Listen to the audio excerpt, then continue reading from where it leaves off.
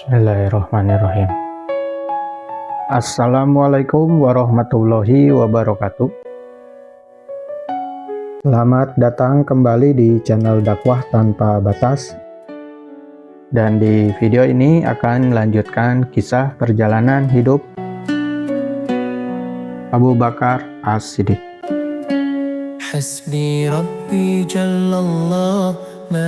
Seusai wafatnya Rasulullah SAW, umat Islam berada dalam ujian yang amat berat.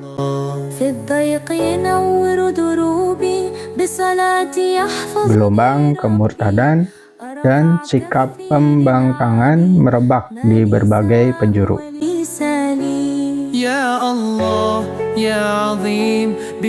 Seorang ulama besar dari kalangan Sunni, yaitu Fudail bin Iyad, yang juga dikenal dengan nama Abu Ali atau Al-Talakani, menjelaskan bahwa golongan orang-orang yang murtad pada masa itu terbagi menjadi 3 kelompok.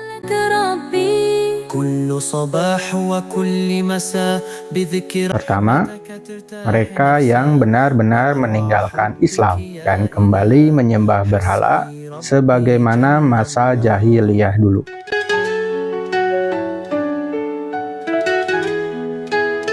Kedua, golongan yang mengikuti ajaran Musailamah dan Al-Aswad Al-Ansi, yaitu 2 orang yang mengaku sebagai nabi.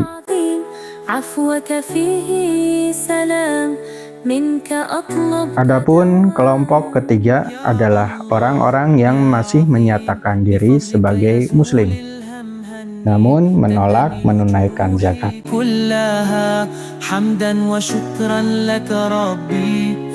Mereka berdalih bahwa kewajiban zakat hanya berlaku ketika Rasulullah SAW masih hidup.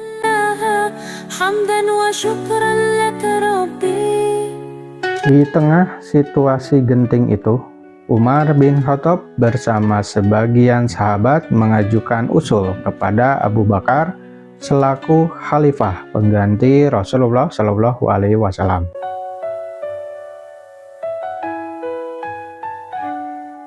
Mereka menyarankan agar untuk sementara waktu orang-orang yang enggan membayar zakat tidak diperangi, sambil diupayakan pendekatan yang lembut agar hati mereka kembali luluh dan iman mereka menguat, hingga akhirnya bersedia menunaikan zakat.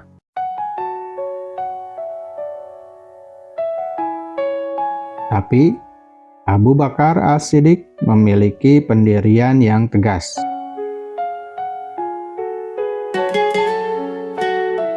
Baginya, siapapun yang menolak membayar zakat harus diperangi.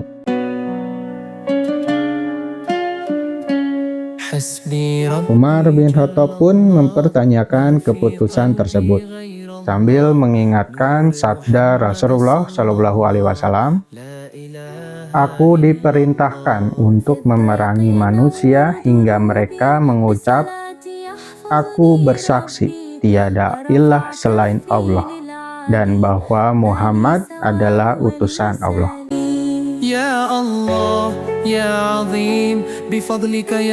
Jika mereka telah bersyahadat, harta dan darah mereka terjaga dariku untuk ditumpahkan dan dirampas kecuali dengan haknya.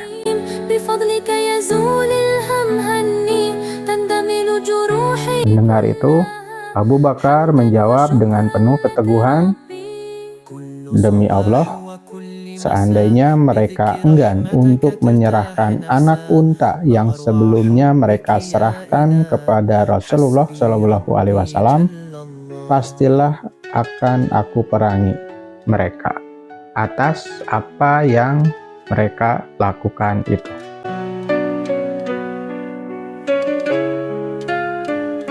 Ketahuilah, zakat itu adalah hak harta.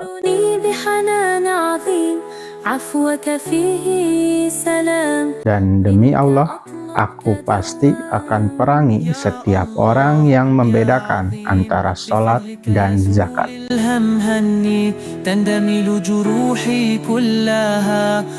Perkataan itu menggambarkan betapa kokohnya sikap sang khalifah pertama.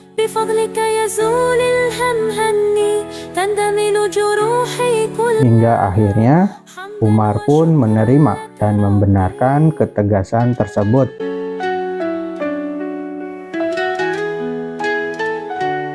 Umar berkata, "Akhirnya aku mengerti bahwa Allah telah melapangkan hati Abu Bakar untuk memerangi mereka dan apa yang dia lakukan adalah suatu kebenaran."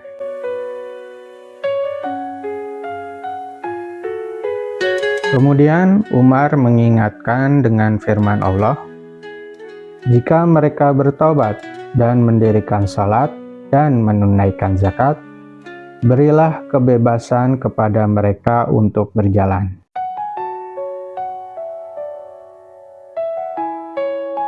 Sesungguhnya Allah Maha Pengampun lagi Maha Penyayang.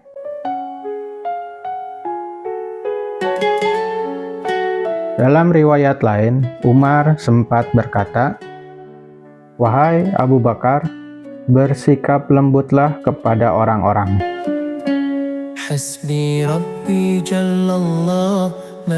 Hadapilah mereka dengan pendekatan yang baik."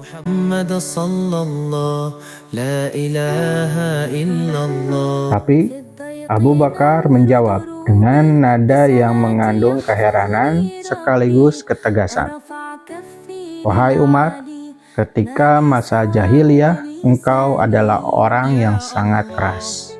Lalu, mengapa setelah berislam, engkau menjadi lemah?"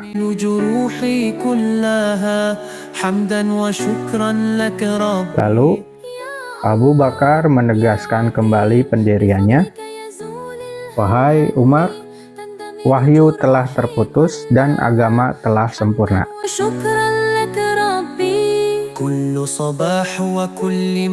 Apakah aku rela agama ini akan berkurang sementara aku masih hidup?"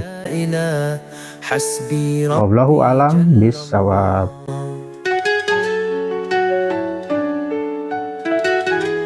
Insya Allah, dengan izin Allah, kisah tadi dapat bermanfaat untuk kita semua.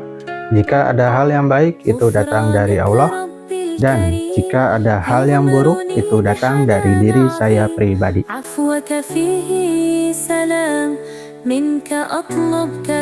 Saya mohon maaf apabila ada kesalahan dalam penyampaian atau penulisan, karena saya hanya manusia dan kesempurnaan hanya milik Allah.